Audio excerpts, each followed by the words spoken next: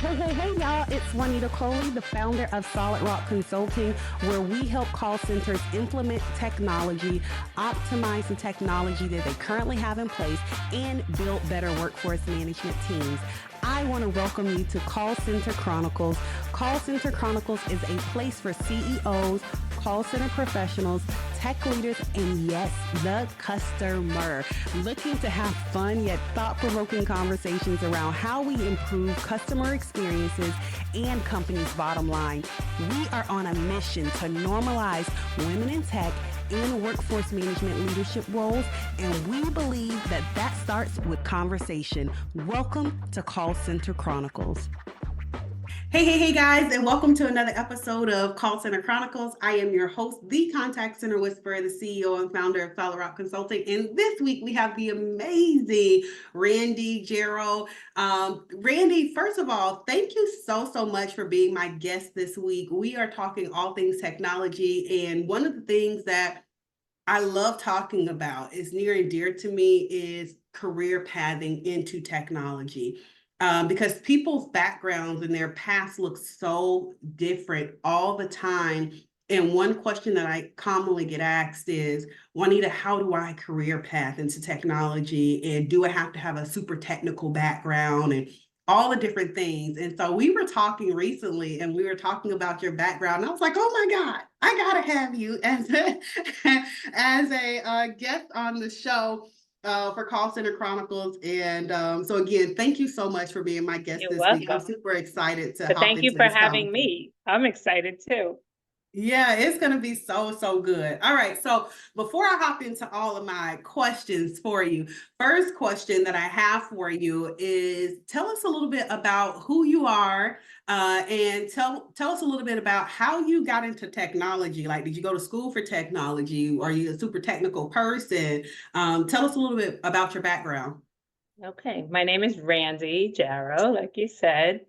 I am 52 years old and very new to technology. I do not have a technology background until literally 2 years ago.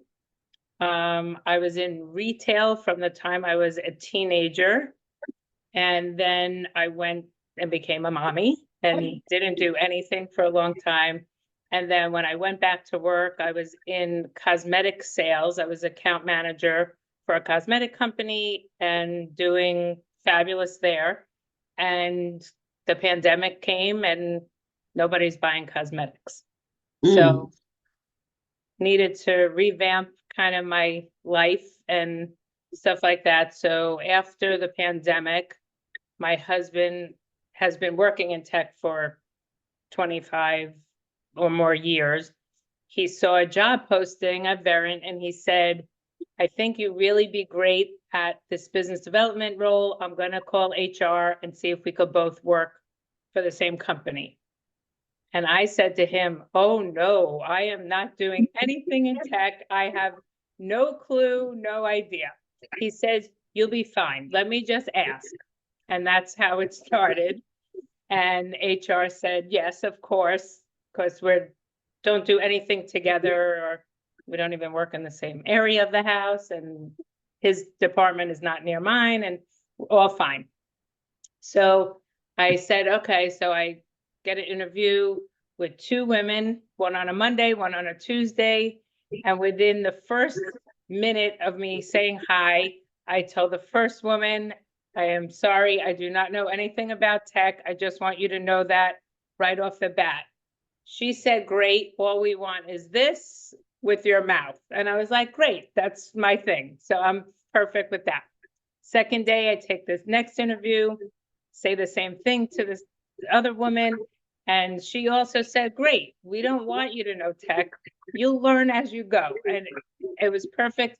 And then by Wednesday, I had an offer at Verint, and here I am 2 years in.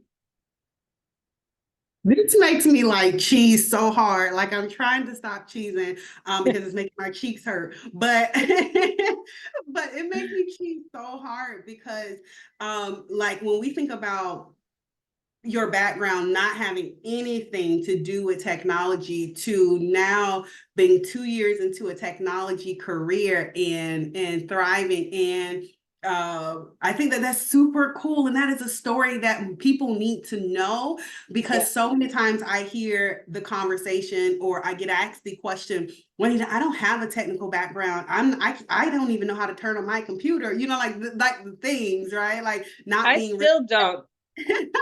I still don't. My husband's downstairs. I call him up here all the time. My camera's not working. Can you please come up quick? I have a call. But you don't need to know how to use the camera or the computer.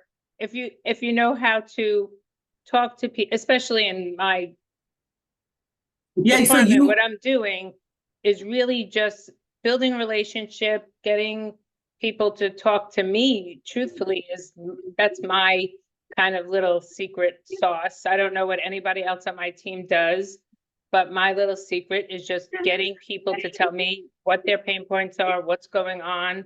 And I take a lot of really good notes so that I could pass on my MQLs to my sales team, and hopefully becomes a sale down the road. And it's working. Whatever I am doing is working, because I won an award this year. I don't know if you remember. Yes, yes. I have a little, this is what I won. It's a little bit weird, but I will show. I don't know if we could see it. Yeah, I remember that. And I think that that's super cool. Congratulations on that. Thank you.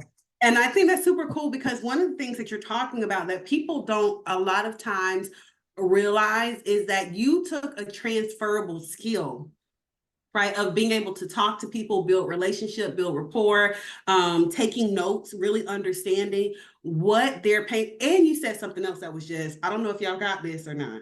I don't know if y'all got this, but this was a super key.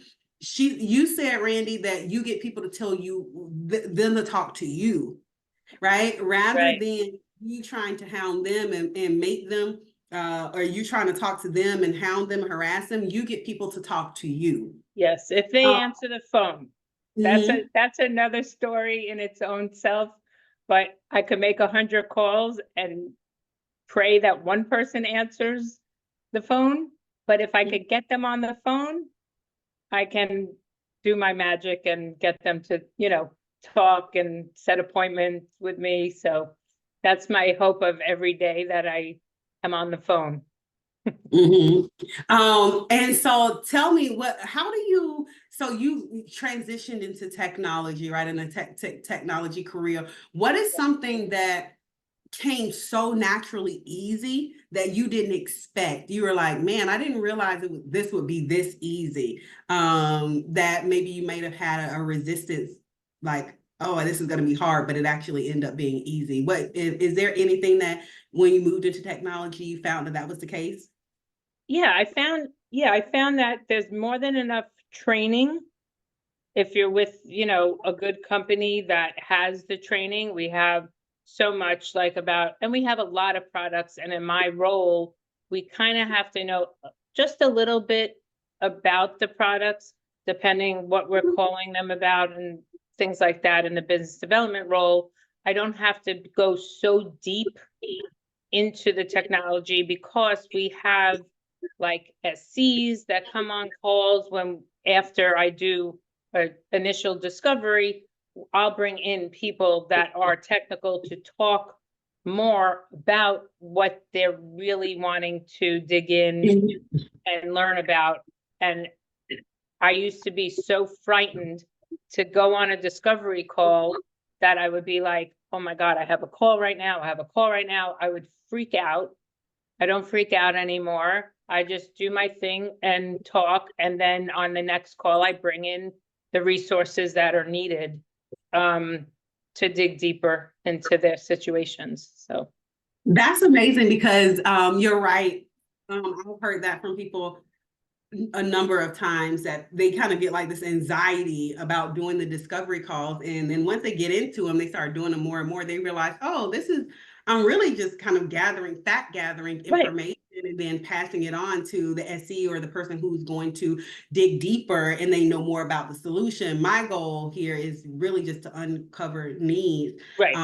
and pain points. And so that's something that you thought that was going to be harder than what it actually was when Yeah, you got. and when I first started 2 years ago, my heart would like palpitate every time I had a call with a prospect.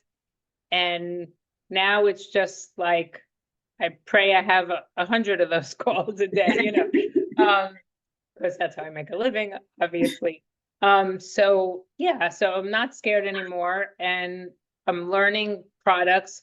Things change within technology kind of a lot. So Yeah. there's always more learning, and there's stuff like that. So I just keep trying to learn and keep going.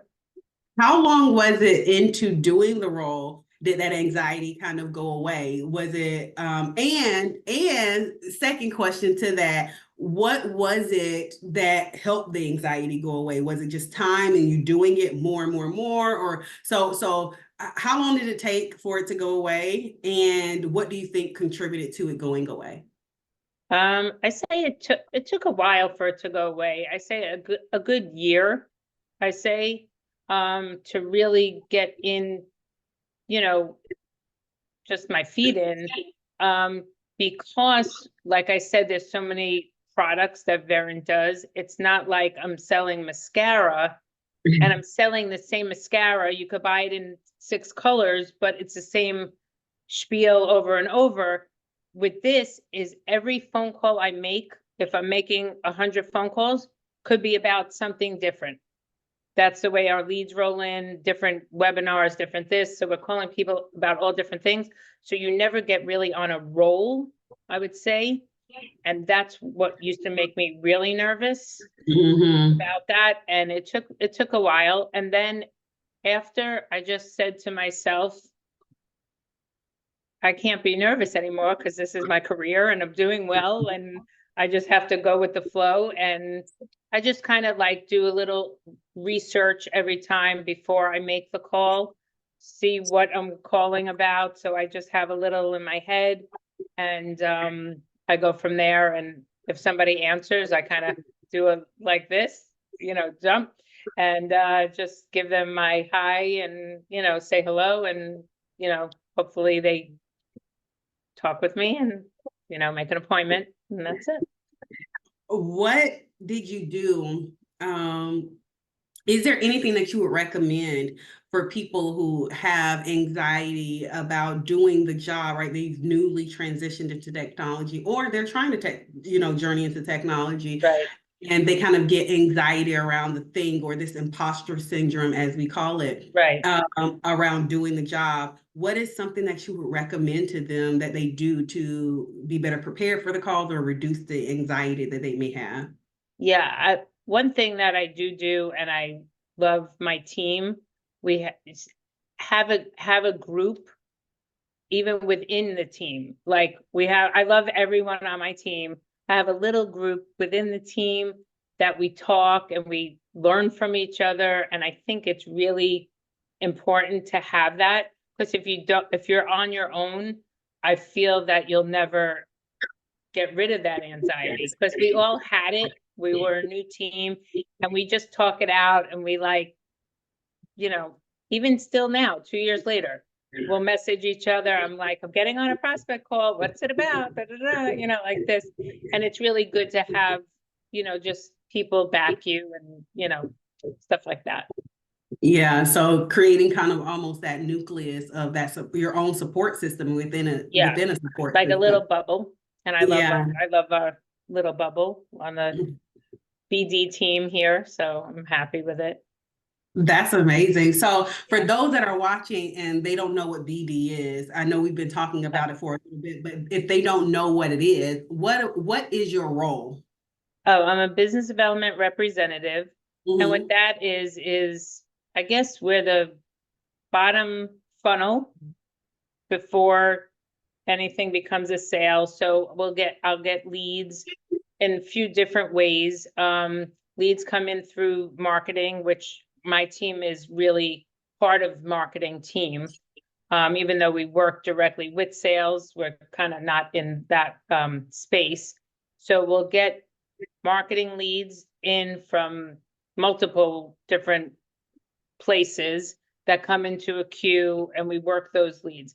Then we also work directly with our account executives, and we strategize.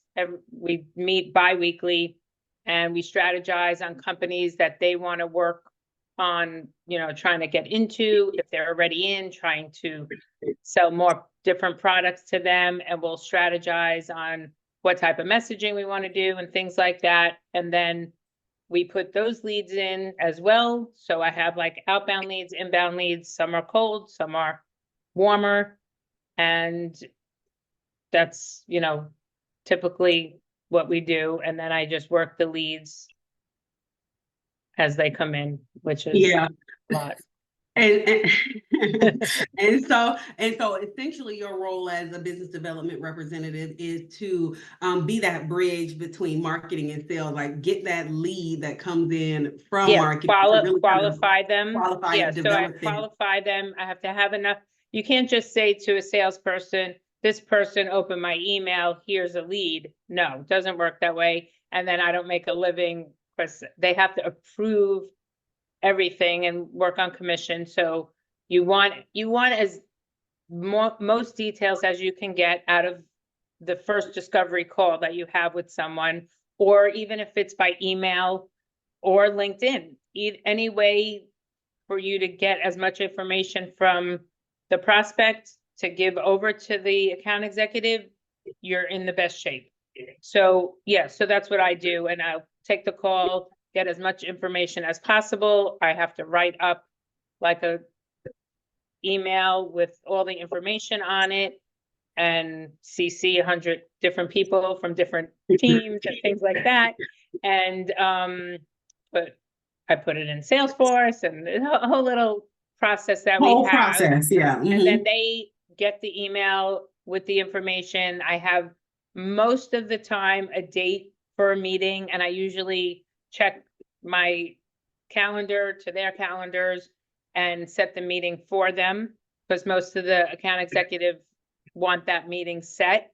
So I do that. Some of them don't. They like to set their own. So then I'll put a note in the email that different dates that I have that the prospect would give me. And then, so once that meeting is set, then I go usually on that first meeting and introduce whoever from our side is on with the prospect. And I start off the meeting just going over the few notes I have, but they already have them. And we pray that they read them, because a lot of times they don't. It happens. It happens. So I like to go on and introduce and say, this is so-and-so from this company, and they're looking to do this, and, stuff like that. And then I'll just kind of quiet and let them kind of take the call and talk a little bit. And then that's kind of my role. So I mean, it's such a critical role, and it's such a great entry point as well into technology. Like, I think business development has so many benefits to it, right? It's so many positives. It's a great place for people to transition into technology. Absolutely. That are like, hey, I have transferable skills. Maybe I worked with the community. I'm good with building rapport. I'm good with this, that, but I don't have I'm not a technical person. This is a great role for people. Absolutely. And then it's also such a value add to the business, because again, I don't care how amazing your marketing is, if you can't move that person from interested to actually engage, like actually booking a call, then your sales actually close rate is going to be so much lower, because you can't move those people, right? And so it has such tremendous impacts on a business. What are some of the things, and because I'll talk to you for forever, Randi, like so good, but I'm gonna let you go, for real, I'm gonna let you go. What was some of the things that, I know you mentioned earlier that you got a lot of great training when you got inside of the organization, but what were some of the things that you did on your own to kind of help you acclimate, and things that you may have said, oh, let me learn this, or let me read about this, or let me practice? How did you acclimate to the role? Yeah, what I did in the beginning when I first started, the first week, I reached out to a lot of people that have been a Verint in the role previously and asked them questions and see if they had like discovery questions that they would ask the prospects Yeah. and stuff like that. And I keep a OneNote and I had to learn how to use OneNote. So that was another whole process. You are also learning technology too at the same and time. The OneNote is like my lifesaver and I love it. And I keep all these discovery questions for all our products in there. I keep all my notes that I take. I keep all my market qualified leads in there. I write them up in there. So that's a big help. But just asking people, you know, what they have done in the role previously. And then I just tweak it to what's comfortable for me. And I think that's the only way, I think, moving into technology when you're not comfortable is to do what's comfortable for you. Like I don't do what some people do other things. I hear my coworkers, some of them are more doing, you know, just different things. And for myself, and I don't know if it's everybody, I have to do what's comfortable for me. And if I don't feel comfortable talking about something, I can't talk about it. So I just don't, you know, that's just how I go about my little space here. And I just do my own thing. And I guess it's going well because I won the award this year. So I mean, it's exciting. So my little way of just keeping simple is just really helps me, you know, do what I do. Okay, last question, and I'm gonna let you go. Last question. What would be your recommendation for someone who is wanting to transition into technology, a woman that's looking like, hey, I really want to transition, don't have a background in technology, or a minority, anyone, right, who is like, I'm really trying to try this technology thing out. I know a minority too, so it's okay. Yeah. So anyone that's like, hey, I'm trying to try this technology thing out, but like you, Randi, I don't have a deep background. I'm not a very technology driven or a savvy person. What would be your recommendation to them? I would definitely say try it. It's wonderful. I love it. I did have like when I was looking for work previously to my husband telling me about the job at Verint, I had a woman that I found on LinkedIn to help me with my resume. And she is also a like career coach type of thing. I spent good money and it was worth millions. I love her. And I talked to her a lot about it. And she says, you can do anything. So I tell people, because even friends of mine, they're like, I don't know how you just did this at 50 years old, going in and just changing careers and this and that.